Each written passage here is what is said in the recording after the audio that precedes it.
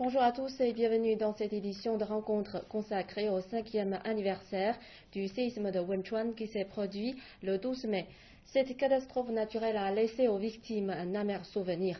Cependant, lors de ces 5 dernières années, les Sichuanais, avec beaucoup d'optimisme, ont reconstruit un nouveau Wenchuan et ont repris le cours de leur vie. Nous recevons aujourd'hui le sociologue Wang Kun et le professeur Ben Bukatem de l'Université des Relations internationales pour parler avec nous des catastrophes naturelles, de ceux qui y sont confrontés, de l'entraide des victimes et de l'attitude des Sichuanais. Bonjour messieurs, merci d'être avec nous. Bonjour. Et regardons tout d'abord cette rétrospective du séisme de Wenchuan en 2008. Le 12 mai 2008, un séisme de magnitude 8 sur l'échelle de Richter s'est produit dans la province chinoise du Sichuan. Le bilan de cette catastrophe est de 70 000 victimes, 18 000 disparus, 374 000 blessés et d'innombrables constructions détruites. Il s'agit du séisme le plus meurtrier connu en Chine après celui de Tangshan survenu en 1976. Sur le plan économique, les pertes liées aux dégâts sont estimées à 845,1 milliards de yuan. La Commission d'État pour la lutte contre les catastrophes de Chine a annoncé un plan d'urgence de niveau 2 qui couvre les types de catastrophes naturelles les plus graves. Le gouvernement chinois a accepté officiellement l'aide internationale sous forme financière ou matérielle. Plusieurs équipes internationales ont aidé les secours. Le 14 mai 2008, les communications dans les grandes villes de Wenchuan ont commencé à être rétablies. Une somme de 1000 milliards de yuan a été débloquée pour l'effort de reconstruction. Et messieurs, lorsque le séisme s'est produit, où vous étiez et qu'est-ce que vous faisiez? Et moi, j'étais dans la salle de classe, en fait. On avait des cours à Beijing et, avec mes étudiants et nous avons reçu cette nouvelle dans les SMS de téléphone mobile. Et nous avons été vraiment surpris d'une calamité naturelle de telle envergure à ce moment-là. Et vous étiez déjà en Chine? J'étais en Chine, j'étais à Dalian, et j'ai eu exactement la même information au même moment, c'était par les étudiants. Mais c'est l'ampleur de cette catastrophe qui a été quand même très très importante et qui a touché tellement de personnes. C'est vrai. Et avant, avez-vous déjà vécu une catastrophe naturelle? Écoutez, en France, on a eu 2 cas de Fréjus dans les années 50-60. On a eu l'Algérie aussi, où il y a eu quand même 2 tremblements de terre importants. Non, je crois que c'est quelque chose qui... On a eu l'Italie, hein, vous savez aussi, mieux que moi. Oui, les séismes d'Italie. Les séismes d'Italie qui ont été quand même très très forts, hein, c'est quand même pas rien. Voilà. Et en Chine aussi, ce n'est pas rare que nous connaissons des calamités naturelles dans nos histoires, et surtout... le grand tremblement de terre de Tangshan de 1976 en Chine qui a aussi causé d'énormes dégâts. Et en plus, il y a les grands crues, les inondations en 1998 qui a aussi fait beaucoup de peur aux Chinois. Et la cuvette de Sichuan connaît de nombreux séismes ces dernières années. Par exemple, il y a peu à Ya'an, Ya'an a subi un séisme de magnitude 7. Donc, Monsieur Wang, quelle différence constatez-vous qu'il y a le séisme d'il y a 5 ans à Wenchuan? Je pense que ça doit être considéré dans la même série, c'est-à-dire que c'est le mouvement géologique qu'on ne peut pas résister à la nature. L'homme doit s'adapter à la nature. Donc nous avons connu, il y a 5 ans, le tremblement de terre à Wenchuan qui a été vraiment un moment ou un événement déclencheur pour les Chinois de prendre cette conscience. Cette conscience qu'il faut faire face à ce genre de calamité dans le futur, parce que les scientifiques ont prouvé qu'il y en aura bien d'autres dans le futur, et nous devons y préparer. Donc cette fois-ci, au moment où nous avons connu la nouvelle de séisme de Ya'an, en fait, les gens ont une réaction beaucoup plus rapide qu'il y a 5 ans, d'apporter le secours dans le premier temps pour sauver les vies. Et je crois que l'expérience, bien sûr, est cumulée du passé, surtout d'il y a 5 ans, et je crois que c'est quelque chose de très chérisable, et aussi que nous avons payé un prix très cher pour pouvoir avoir ce genre d'expérience. Donc il vaudra mieux qu'on qu'on continue à préserver ces ressources et savoir-faire. Et monsieur, vous avez certainement suivi cette actualité, donc d'après vous, que pensez-vous de la réaction des médias sur le séisme de Ya'an? En tout cas, elle a été très rapide, ce qui m'a fait plaisir. Et ce qui m'a fait plaisir aussi, c'est vraiment qu'il y ait eu ce rassemblement de gens qui brusquement se sont mis à en parler, mais pas comme la catastrophe qu'ont subi il y a 5 ans les gens du Sichuan. Là, ça a été pris, comme vous le dites si bien, et moi, franchement, ça m'a fait plaisir de voir combien de personnes se sont senties d'abord solidaires, et puis de comprendre qu'il y a quand même une expérience déjà dans le passé qui a permis de faire face très rapidement à ça. Bien sûr, une catastrophe, excusez-moi, ce n'est pas un moment de joie ni quoi que ce soit, c'est vraiment quelque chose qui nous touche tous, parce qu'il y a des êtres humains qui souffrent, il y a des enfants, il y a des familles, il y a des couples, il y a des gens qui perdent tout. Mais je veux dire que de pouvoir se dire qu'il y a cette solidarité et qu'il y a cette aide, ça réconforte aussi quelque part. Voilà. Et je sais que vous avez organisé une donation auprès de vos étudiants à Beijing.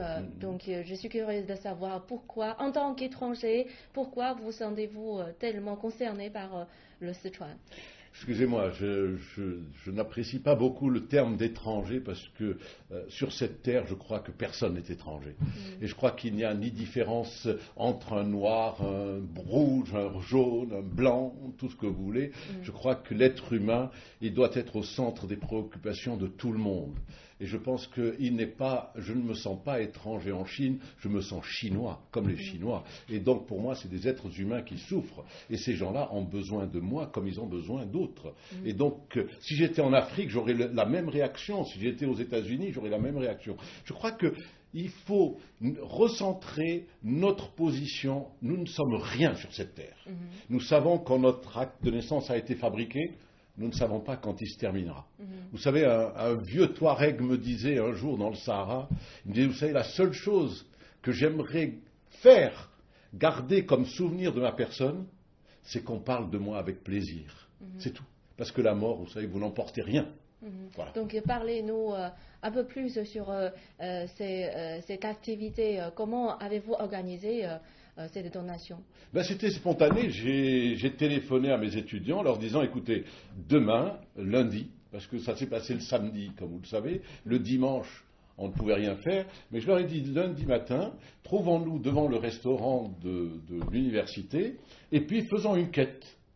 Et on a pris une urne, on s'est mis autour, et puis tous les gens qui venaient, moi je les appelais avec mon français, mais ils comprenaient très bien pourquoi, et donc ils sont venus d'une manière spontanée, et je crois qu'ils ont été touchés de ce qu'un étranger, comme vous dites, ait pu être là. C'est ce qui les a touchés, et j'ai vu vraiment des gens sortir des sommes, peut-être que ça pourrait servir à quelque chose d'autre. Mais il y en a qui ont mis 300, 500 RMB dans cette urne. Des étudiants, ils sont pas riches. Ils sont pas riches, mais ils l'ont fait, je crois, parce qu'ils ont senti qu'il fallait qu'on soit tous rassemblés et qu'on devait absolument aider le Sichuan. Voilà. Et à l'université, à d'autres universités de Beijing, est-ce que vous savez, il y a ce genre d'activité aussi? Oui, effectivement, je pense que c'est une mobilisation générale dans toutes les universités. Nous avons connu la même situation, c'est-à-dire les étudiants, ils étaient spontanés à donner leur soutien, solidarité aux gens, et la façon le plus directe, c'est de donner un don. Et il n'y a pas que ça, donc en fait, ces gestes ne se limitent pas à donner de l'argent. En fait, après, il y a des volontaires qui vont. Après, il y a des jeunes étudiants qui vont dans les écoles pour donner de soutien psychologique et puis donner des cours aux enfants, etc. Donc, il y a beaucoup d'activités qui ont été organisées derrière et pour justement apporter le soutien de chacun aux gens de cette région. Et monsieur, comment comptez-vous utiliser cette somme d'argent?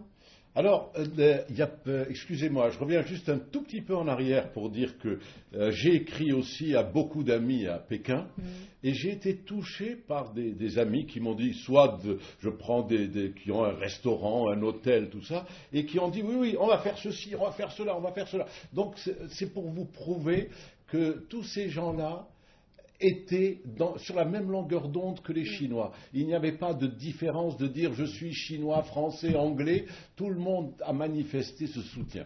Et moi, je pense que les étudiants, on a redonné l'argent aux étudiants qui sont allés, je crois, le déposer dans une banque pour une fondation qui aide. Un autre ami, j'anticipe un petit peu ce que vous dites, un autre ami, par exemple, lui, il est allé acheter carrément 200 tentes sur Internet, 200 sacs de couchage, et il les a fait envoyer par avion. Donc, j'étais fier de ce monsieur Pierre, là, qui a fait ça. J'ai eu Christophe, qui, dans son restaurant, a fait payer des repas un peu plus chers, et donner cette somme aussi à d'autres. Donc, il y a quand même cette solidarité. Voilà comment elle s'est passée, et j'ai trouvé ça merveilleux. Oui, c'est vrai que pour la reconstruction des zones sinistrées, l'aide du gouvernement, c'est indispensable, mais il ne faut pas négliger la force de la population, comme ce que faisait M. Boukatem. Lors du séisme de Yann, on a vu une nette évolution dans l'aide et la contribution apportée par la population. On a plus de moyens pour donner son argent, pas seulement à travers la Croix-Rouge. Donc, par exemple, à Yann, c'est le fonds Yijijin qui a récolté plus d'argent que la Croix-Rouge. Donc, M. Wang, comment analysez-vous ce phénomène? En fait, il faut dire que depuis justement le séisme de Wenchuan, il y a 5 ans, en fait, il y a un éveillement de conscience chez les Chinois, de dire que chacun de nous peuvent effectivement participer à la charité sociale.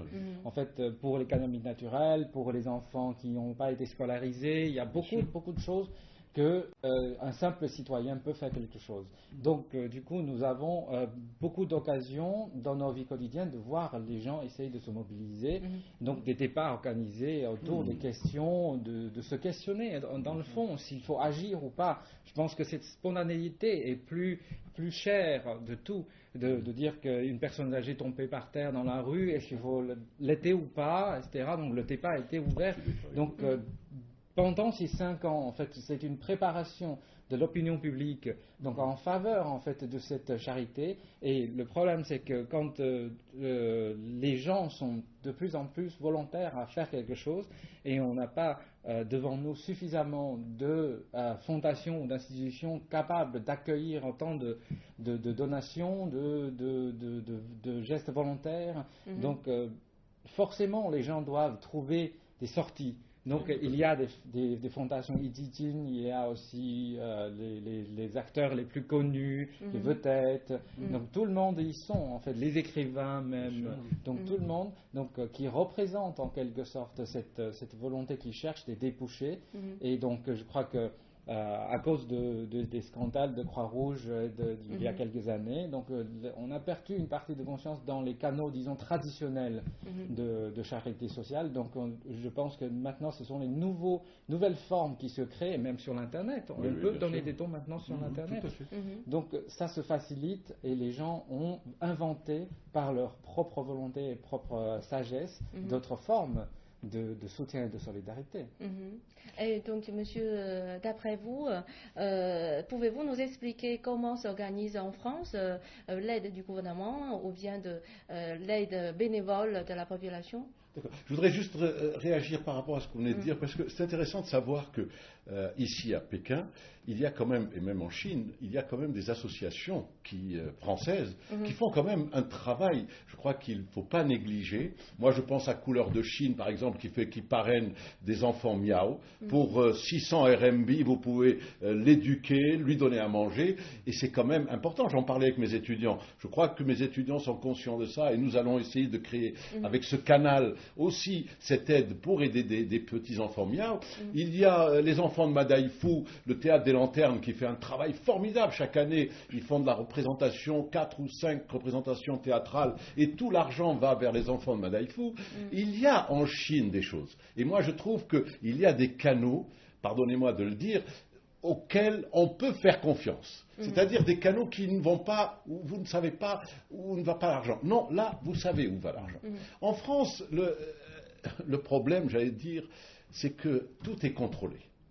Tout est contrôlé. Il y a eu un scandale dans le passé, par exemple l'ARC, c'était pour le cancer. Le directeur a détourné de l'argent. Mais je veux dire, il y a des commissaires aux comptes avec ces associations. Prenez par exemple Médecins sans frontières, prenez vous avez quand on fait un téléthon pour les maladies orphelines, pour tout ça. Je veux dire que tout ça, c'est contrôlé, c'est regardé. Les associations publient chaque année leur bilan. Donc, chacun de nous est libre de choisir l'association vers laquelle il va donner son argent. Je prends un exemple. Personnellement, j'aide Médecins sans frontières. Mais tous les ans, je vois très bien où va l'argent. Parce que je sais que Médecins sans frontières était au Sichuan. Donc, ça me touche d'autant plus que c'est une association qui lutte tout de suite, elle est sur le terrain. Donc, en France, la France est un pays de générosité. Mais c'est vieux comme le monde. Les Français ont toujours eu cette générosité. Bien sûr, elle change, elle évolue. Je suis scandalisé, moi, quand je vois, par exemple, qu'il y a des gens qui, parfois, meurent de faim, alors qu'on va acheter pour son chien ou pour son animal des choses extraordinaires. Je crois que j'ai un peu peur que nous allons vers des choses qui ne sont pas vraiment ce qui fait de nous des êtres humains. Et ça c'est ce qui me scandalise par moments. Je suis désolé de le dire de cette façon-là, mais je veux dire, un être humain, c'est quelqu'un avec qui vous pouvez parler, c'est quelqu'un avec qui vous pouvez regarder, que vous pouvez sourire. Je pense qu'un Chinois, même quand je vous regarde, je veux dire que nos regards, on sait, même si on ne se parle pas, un sourire peut nous déterminer que nous sommes des êtres humains. Et moi, je trouve que l'être humain doit nous appeler, nous interpeller quand il est dans la misère. Et quand il est dans un cas comme le Sichuan en particulier. Voilà. Donc, Monsieur Vogt, après... Humanisme, donc c'est une invention française, je dirais. Donc, oui, effectivement, je crois qu'on partage, bien sûr, ces valeurs de fond, c'est-à-dire cet humanisme de ne pas regarder les gens dans la misère et sans rien faire. Je crois que maintenant, avec le développement de la Chine, et de plus en plus de gens se sentent capables de le faire. Et parce que si 30 ans avant, ils n'étaient pas en mesure de le faire parce qu'ils étaient pauvres eux aussi. Mais maintenant, beaucoup de Chinois en sont capables. Donc maintenant, il est temps de réfléchir à comment on va faire. Donc de créer des associations, des organisations de toutes sortes pour apporter au soutien. Il n'y a pas que le séisme qui compte. Il y a beaucoup d'endroits qui nécessitent ce genre d'humanisme. Donc je crois que c'est un moment où on constate, après le boom économique, une croissance, une sorte de mûrissement de la société, des gens puissent donc s'exprimer et de faire, selon leur volonté, quelque chose dans la société, tout en dépendant de leur propre force, propre richesse, donc parce que ceci véhicule leur propre valeur d'humanisme. Oui, c'est vrai que maintenant on a de plus en plus de moyens de faire une donation ou bien de respecter l'humanisme. Donc, Monsieur Wang, comment assurer la transparence de ces associations? Ou bien comment assurer que l'argent, il va où? Ou bien c'est... Parce qu'en fait, finalement, avec l'Internet, avec tous les moyens technologiques que nous avons, c'est un jeu de confiance. Donc, dans les associations, dans les fondations de charité, par exemple à la Poste, chaque année, vous allez à la Poste en automne, avant la rentrée, il y a les petits cartables qu'on vend à 100 croix ou 99 croix. Vous savez ce qu'il y a dedans, vous savez que cela vont dans les petites écoles, pour les petits écoliers qui n'ont pas les moyens de s'offrir des choses, etc. Donc, là, il y a une certaine transparence. Donc, maintenant, progressivement, les gens vont donner de l'argent dans l'endroit où on sait où vont notre argent, comment ils sont utilisés. Et donc, c'est l'objectif premier et donc de finale qui seront réalisés sur le terrain qu'on va choisir et qu'on va faire confiance. Et comme ça, progressivement, cette concurrence vont permettre à une partie des activités qui correspondent à ces critères de transparence, de fidélité, donc de se développer progressivement, et d'autres qui en sont moins, donc seraient bien sûr moins attirantes, je dirais, par rapport aux autres. Puis excusez-moi, mais il y a aussi un autre phénomène. Je crois qu'il y a des gens qui disent « Ah oui, mais je ne sais pas où va mon argent. Et j'ai peur de ceci, et j'ai peur de cela, et j'ai peur de cela. » Mais oui, je sais bien. Mais je veux dire, est-ce que vraiment, quand on est généreux, quand on a envie de donner, est-ce qu'on doit calculer ça? Est-ce qu'il est important? Est-ce que c'est une preuve de notre générosité? Non, je crois que le geste est d'abord gratuit. D'abord gratuit. Maintenant, c'est la conscience de celui qui reçoit l'argent. C'est sa conscience. Parce que ce qu'on a vu sur le Sichuan tout à l'heure, c'est quand même terrible quand on voit des enfants morts comme ça. Quand on voit des parents qui ont perdu leurs enfants, qui ont perdu tous leurs biens, et en quelques minutes.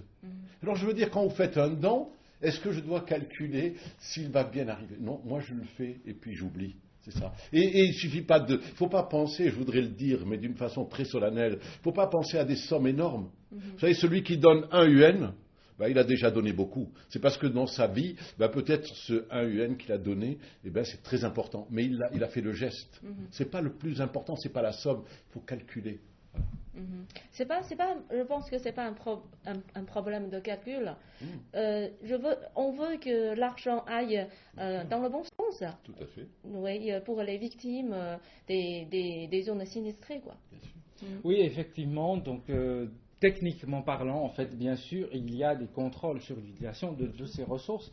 Mais je crois que cette question revient à un rôle de l'État, finalement. Donc, pour la zone sinistrée, en fait, pour la reconstruction, ça dure 5 ans, 10 ans, voire plus longtemps, alors que ça implique un investissement beaucoup plus important que le don de charité. Souvent, l'État doit investir énormément d'argent là-dedans. Et donc, dans la coordination des ressources, à la fois monétaires, mais aussi humaines et aussi matérielles. Donc, il y a un rôle donc de moteur, rôle de commande à jouer. Donc c'est forcément le gouvernement qui doit être là pour jouer ce rôle de distribuer des ressources de façon équitable pour que ces lieux-là puissent obtenir ces ressources de se reconstruire. Donc, lors du séisme de Wenchuan, on a vu se produire dans le Sichuan de nombreuses histoires d'entraide. Pour se remettre d'une telle expérience, l'optimisme est très important pour se reconstruire et pour reprendre une vie normale. Aujourd'hui, nous sommes retournés dans le Sichuan à Wenchuan et nous avons retrouvé une orpheline rencontrée en 2008. Donc, voyons ensemble comment elle se porte aujourd'hui. Retour à la vie normale. Cette petite fille de 10 ans s'appelle Wang Hai. Ses parents sont décédés lors du tremblement de terre quand elle avait 5 ans. Maintenant, elle est à l'école primaire du bourg de Leigu, dans le Beichuan, une région gravement frappée par le séisme.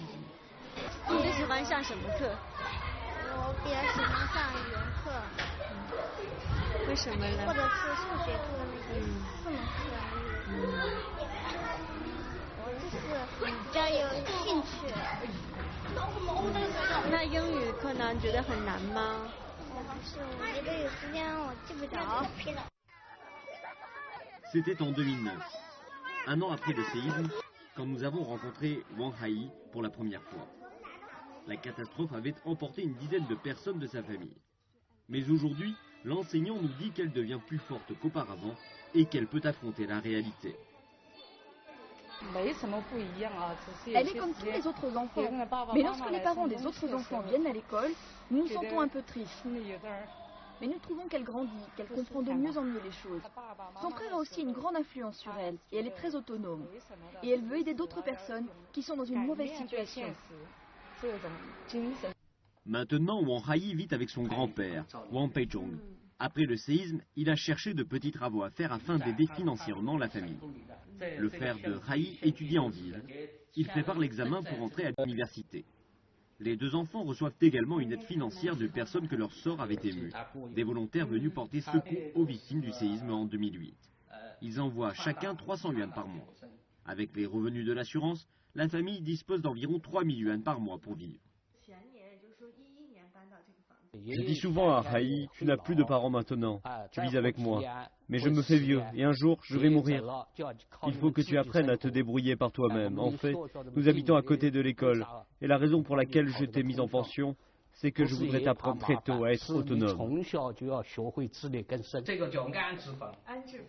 Il y a 2 ans, la famille a déménagé gratuitement dans ce nouvel appartement 4 pièces plus cuisine qui est construit par la société. Wang Peizhong se soucie toujours du futur de ses 2 petits-enfants. L'année prochaine, le frère de Hai atteindra l'âge de 18 ans et il ne recevra plus d'assurance. La santé de M. Wang ne lui permet pas de travailler plus lui-même. Wang a décidé de demander une indemnité de subsistance pour la famille. L'espoir de ce vieil homme est d'aider ses petits-enfants à vivre bien et à rester optimistes. Et messieurs, êtes-vous déjà allé au Sichuan? Malheureusement non, je ne connais pas, mais je rêve d'y aller. Et vous, je suis allé 2 fois à Chengdu. Que comprenez-vous du Sichuan? Je pense que ce qui est le plus impressionnant, ce sont l'optimisme des gens. En fait, les Sichuanais, ils sont très optimistes. Donc, ces gens-là, il n'y a pas que les gens de la zone sinistrée, en fait. Nous avons été souvent touchés par leur optimisme, de vivre l'espoir de leur vie future qui est en meilleur après à la sortie d'un tel catastrophe naturelle. Mais en général, les Sichuanais, ils sont souvent très optimistes, ils sont très travailleurs et ils sont connus pour ça, pour être travailleurs et optimistes. Et donc, nous comptons beaucoup de gens de provenance de la province du Sichuan dans la direction de l'ancienne génération de dirigeants. Voilà. Donc, monsieur, avez-vous entendu dire de l'esprit de Sichuan? Ah oui, tout à fait. Oui. Mais en plus, ce qui me fait plaisir, c'est que ce soit vous qui le disiez comme ça, parce que ça veut dire quoi? Ça veut dire que ces gens-là, malgré tout ce qui a pu se passer, malgré tous ces bouleversements dans leur quotidien et tout, eh bien, il y a la vie, il y a l'espoir. Et c'est ça qu'il faut dire aux gens. Il faut leur dire, mais écoutez, il y a de l'espoir, vous voyez, des gens qui souffrent, il y a tout ça. Vous n'avez rien. Alors aidez-les. Et M. Wang, d'après ce que vous savez, où en sont les reconstructions de Sichuan? Donc en fait, dans le sens propre du terme, la reconstruction de la ville de Wenchuan, qui ont été gravement touchées dans le séisme, s'est achevée 3 ans après donc, la calamité. Donc en fait, le gouvernement avait investi 880 milliards de yuan dedans, au total, pour achever très rapidement, je dirais, en 3 ans, c'est vraiment un incident très court. La reconstruction des villages entiers, et des hôpitaux, des écoles, etc. Donc, dans le sens propre du terme, la reconstruction a été déjà terminée. Mais le problème, c'est que il faut dire que la reconstruction de goût pour la vie ne s'arrête pas là. Parce qu'avec les maisons, il faut construire et organiser la vie autour de cela. Parce que ce n'est pas l'ancienne chez moi, c'est tout nouveau. Il faut créer les liens, relations humaines, donc de guérir de ces traumatismes de perte des proches, donc de s'entraider, de fonder de nouvelles familles. Donc il y a encore de longs chemins à faire, surtout en termes psychologiques. Avant que la vie reprenne vraiment dans ces endroits-là. Et en plus, avec ces nouveaux séismes, donc à côté, qui n'est pas très très loin en fait Qu'est-ce que vous entendez par pas très loin? Donc Ya'an et Wenchuan, donc ils sont à une distance vraiment assez proche. Donc cette fois-ci, il y a aussi quelques bâtiments de Wenchuan qui ont été aussi touchés de nouveau. Donc ça cause des préoccupations. Donc ça revient sur une question de vie, de refaire sa vie là-bas. Donc souvent les gens perdent confiance. Si nous devons déjà prévoir, je ne sais pas quand, mais dans le futur, il y aura de nouveaux séismes. Est-ce que les gens doivent continuer à vivre dans cette région ou ça doit être dépeuplé et puis on va trouver une autre solution? Donc cette question a été posée juste après le séisme. Donc ça se repose 5 ans après, toujours dans le même terme, c'est-à-dire que cette région qu'on connaît va connaître, ou connaît déjà depuis des siècles, mais va continuer à connaître des séismes de grande importance parce que les mouvements des plaques, etc. Donc est-ce que nous ne doit-on pas trouver d'autres solutions que de reconstruire, donc pour redonner de l'espoir de vie? Sinon les gens vivent dans un mode sans lendemain. De toute manière, ça va disparaître un jour, etc.